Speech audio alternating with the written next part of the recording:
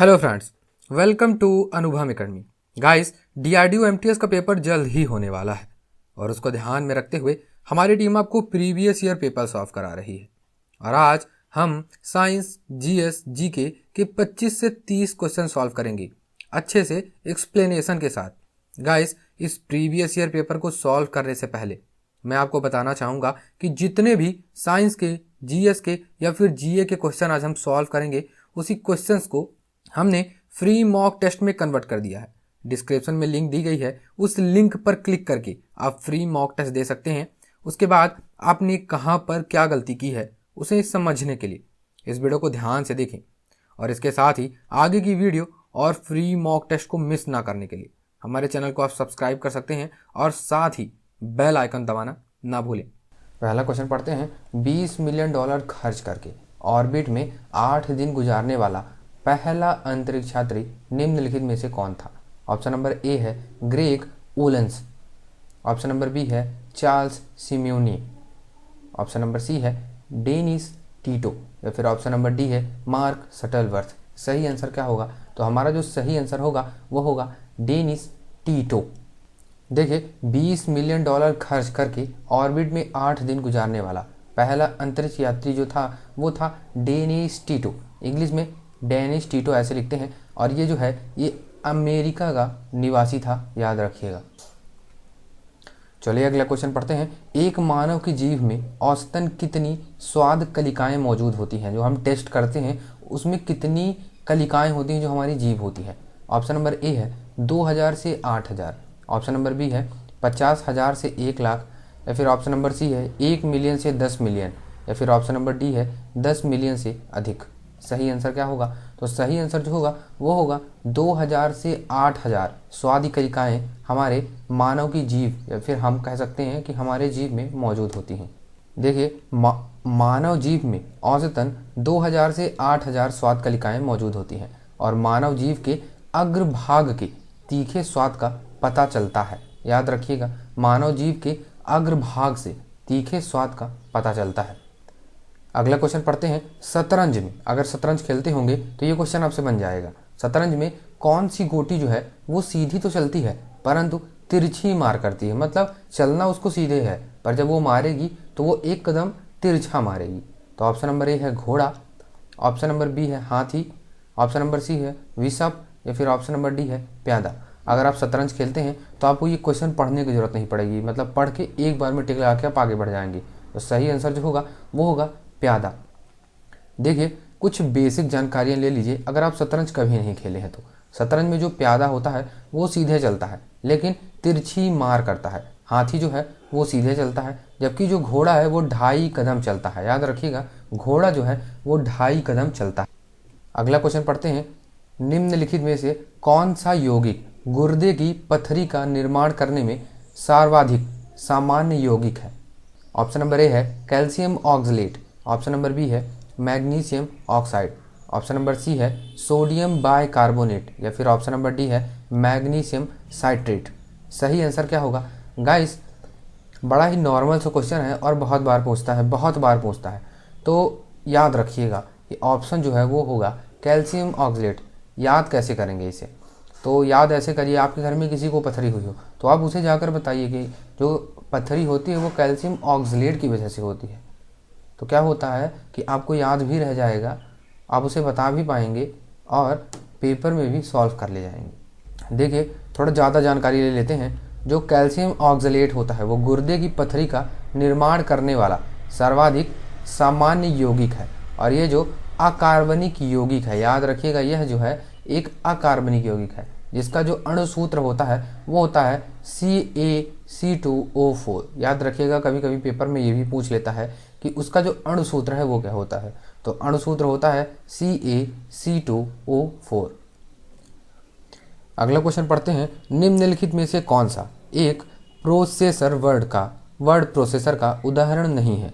Option number A है IBM Lotus Symphony, option number B है Microsoft Word, option number C है Google Docs, या फिर option number D है Microsoft Excel. सही आंसर क्या होगा? तो सही आंसर होगा माइक्रोसॉफ्ट एक्सेल जो होता है वो एक वर्ड प्रोसेसर का उदाहरण नहीं है। देखिए, जो माइक्रोसॉफ्ट एक्सेल होता है वो वर्ड प्रोसेसर का उदाहरण नहीं है, और यह एक स्प्रेडशीट है। याद रखिएगा, यह माइक्रोसॉफ्ट ऑफिस का एक भाग है। अगला क्वेश्चन पढ़ते हैं। बैडमिंटन का जो जाल होता है वो केंद्र से कितना ऊंचा होता है? ये भी पेपर में बहुत बार पूछा जा चुका है। ऑप्शन नंबर ए है 5 फुट, ऑप्शन नंबर बी है 5.1 फुट, ऑप्शन नंबर सी है 5.5 फुट, या फिर ऑप्शन नंबर डी है 4.8 फुट। सही आंसर क्या होगा? तो हमारा जो सही आंसर होगा वो होगा केंद्र से कितना ऊंचा होता है। केंद्र से फिक्स 5 फुट ऊंचा होता है।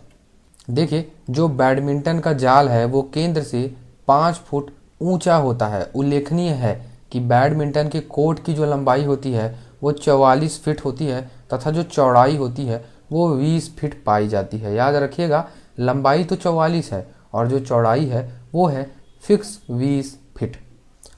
अगला क्वेश्चन पढ़ते हैं। वह एकमात्र अधातु कौन सी है जो कमरे के तापमान पर द्रव में बदल जाती है? ऑप्शन नंबर ए है पारा, ऑप्शन नंबर बी है ब्रोमीन, ऑप्शन नंबर सी है क्लोरीन, या फिर ऑप्शन नंबर डी है गैलियम। बहुत सारे लोग तो ये क्वेश्चन स्किप कर रहे होंगे कि चलो आगे बढ़ो, हमें तो पता है, और हमारा जो सही आंसर है वो है पारा।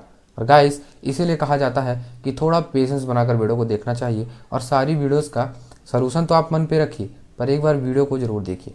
तो सही आंसर क्या होगा? सही आंसर में गाइस पारा बिल्कुल भी नहीं होगा। इसका जो सही आंसर होगा वो होगा ब्रोमीन। जो होता है वो एकमात्र ऐसी अधातु है जो कमरे के तापमान में यानी 25 डिग्री सेल्सियस में द्रव में बदल जाती है। तो चलिए अगला क्वेश्चन पढ़ते हैं। किंग जॉर्ज पंचम तथा क्वीन मैरी की यात्रा की याद में वर्ष 1911 में भारत में कौन सा जो लोकप्रिय पर्यटन स्थल है उसे बनाया गया था? ऑप्शन नंबर ए है इंडिया गेट को बनाया गया था, ऑप्शन नंबर बी है गेटवे ऑफ इंडिया को बनाया गया था, ऑप्शन नंबर सी है प्रिंस ऑफ वेल्स म्यूजियम को बनाया गया था, या फिर ऑप्शन नंबर डी है विक्टोरिया टर्मिनल को बनाया गया था। सही आंसर क्या होगा? तो हमारा जो सही आंसर होगा वो होगा गेटवे ऑफ इंडिया को एक लोकप्रिय पर्यटन स्थल बनाया गया था।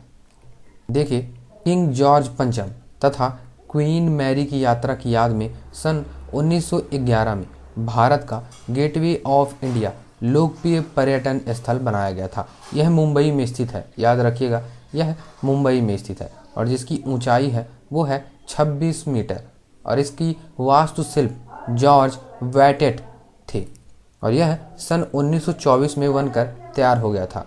जो गेटवे ऑफ इंडिया है वो सन 1924 में बनकर तैयार हो गया था। अगला क्वेश्चन पढ़ते हैं। सन 2016 में किसने पूर्वानुमान पॉलिसिंग के लिए अंतरिक्ष प्रौद्योगिकी का उपयोग करने के लिए इसरो के साथ साझेदारी की? दिल्ली पुलिस ने की, मुंबई पुलिस ने की, चेन्नई मेट्रोपोलिटन पुलिस ने की, या फिर कोलकाता पुलिस ने की? सही आंसर क्या होगा? तो सही आंसर होगा दिल्ली पुलिस ने इसरो के साथ साझेदारी की। देखिए, 2016 में दिल्ली पुलिस ने पूर्वानुमान पॉलिसिंग के लिए अंतरिक्ष प्रौद्योगिकी का उपयोग करने के लिए इसरो के साथ साझेदारी की। इसरो भारत का राष्ट्रीय अंतरिक्ष संस्थान है, याद रखिएगा, जिसका जो मुख्यालय है वो है बेंगलुरु कर्नाटक में, और इसकी जो स्थापना है वो सन 1969 में हुई थी। 2-3 पॉइंट है जो याद रखने वाली हैं। पहला जो है वो है जो इसका मुख्यालय है वो है बेंगलुरु कर्नाटक में स्थित है। इसके साथ ही इसकी जो स्थापना है वो सन 1969 में हुई थी। अगला क्वेश्चन पढ़ते हैं। किस त्योहार के दिन जलियांवाला बाग हत्याकांड हुआ था? ऑप्शन नंबर ए है बैसाखी, ऑप्शन नंबर बी है गुरु नानक जयंती, ऑप्शन नंबर सी है दिवाली, या फिर ऑप्शन नंबर डी है होली। सही आंसर क्या होगा? तो गाइस, इसका सही आंसर तो होगा वैसाखी, पर हम याद कैसे रखेंगे? तो याद रखिएगा कि जलियांवाला जो बाग में हत्याकांड हुआ था उसमें इतने लोग मरे थे, इसके साथ ही घायल हो गए थे कि उन्हें बैसाखी पकड़ने की जरूरत पड़ गई थी। तो सही आंसर क्या होगा? सही आंसर हो जाएगा बैसाखी। आप इस तरह से ट्रिक लगाकर याद रख पाएंगे जिससे आपको बहुत दिन तक याद रहे। देखिए, जलियांवाला बाग हत्याकांड जो था वो भारत के पंजाब में, याद रखिएगा, भारत के पंजाब प्रांत के अमृतसर में स्वर्ण मंदिर के निकट जलियांवाला बाग भाग में 13 अप्रैल सन 1919 को बैसाखी पर्व के दिन हुआ था। यहाँ रोलैक्ट एक्ट का विरोध करने के लिए एक सभा हो रही थी। जिसमें जनरल डायर नामक अंग्रेज ने भीड़ पर आक्रामक हमला किया तथा गोलियां चलवा दी थी। अगला क्वेश्चन पढ़ते हैं। एक दिवसीय अंतर्राष्ट्रीय क्रिकेट के लिए भारतीय क्रिकेट टीम के पहले कप्तान कौन थे? अजीत वाडेकर थे, सुनील गावस्कर थे, कपिल देव थे या फिर CK नायडू थे? सही आंसर क्या होगा? तो हमारा जो सही आंसर होगा वो होगा एक दिवसीय अंतर्राष्ट्रीय क्रिकेट के लिए भारतीय क्रिकेट टीम के पहले कप्तान थे अजीत वाडेकर, याद रखिएगा। तो अगला क्वेश्चन पढ़ते हैं। निम्नलिखित में से किस प्रकार की जो किरणें हैं वो पृथ्वी के वायुमंडल में प्रवेश नहीं कर पाती हैं? दृश्य प्रकाश, ऑप्शन नंबर बी है एक्स किरणें, ऑप्शन नंबर सी है परावैंगनी किरणें या फिर ऑप्शन नंबर डी है रेडियो तरंगी। अब बहुत सारे लोगों के मन में दो ऑप्शन आ रहे होंगे, पहला जो है वो है परावैंगनी किरणें या फिर दूसरा होगा एक्स किरणें। तो गाइज मैं आपको बता दूं इसका जो सही आंसर होगा वो होगा एक्स किरणें। अब परावैंगनी किरणें विकिरण क्यों नहीं होंगी, इसका भी एक रीज़न है। इसका रीज़न ये है कि जहाँ पर ओजोन लेयर में होल्स हो गए हैं, छेद हो गए हैं, वहाँ से तो परावैंगनी किरणें आ सकती हैं, पर एक्स किरणें हैं वो नहीं आ सकती हैं। तो इसका जो सही आंसर होगा वो होगा एक्स किरणें।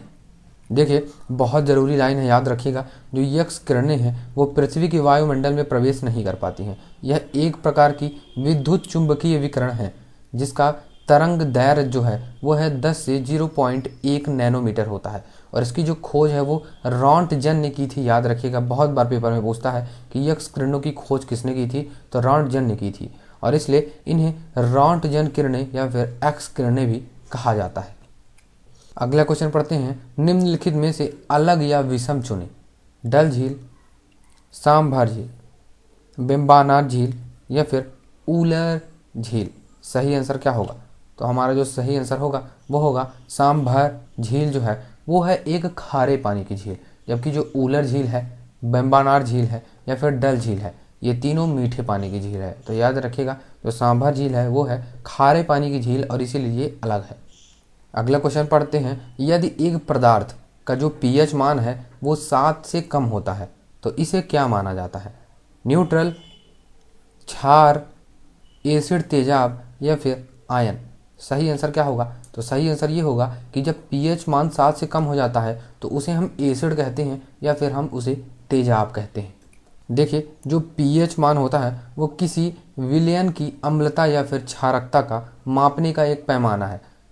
7 से कम जो pH वाले पदार्थ हैं अम्लीय को अम्लीय या फिर एसिड तेजाब कहा जाता है और 7 से अधिक pH वाले पदार्थ को क्षारीय कहा जाता है तथा उदासीन विलयन का pH मान 7 की बराबर होता है जिसे हम न्यूट्रल भी कह सकते हैं।